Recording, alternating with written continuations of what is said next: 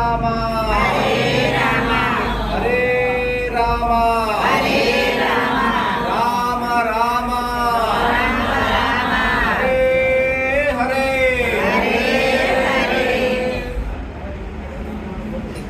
షోడశి నామం కల్మషనాశనం నాతనోపరూపాయ సర్వవేదేశ అంటే ఏం చెప్పారయ్యా ఆచార్యులు?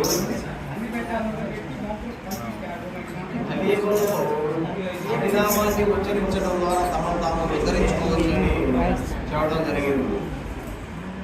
మరి మనం ఇంత ఘనంగా ఈ హరినామాన్ని ఉచ్చరించడానికి కారణమైన వాళ్ళు గుర్తించారు. ఇక్కడ అక్కడ ఉన్నటువంటి ద్వారపాలకులు చూశారు. ద్వారపాలకులు వాళ్ళే జయ విజయులు. వారు చేసిన చిన్న పొరపాటు ద్వారా మరి మనకి రామావతారం కృష్ణావతారం రావడం జరిగింది.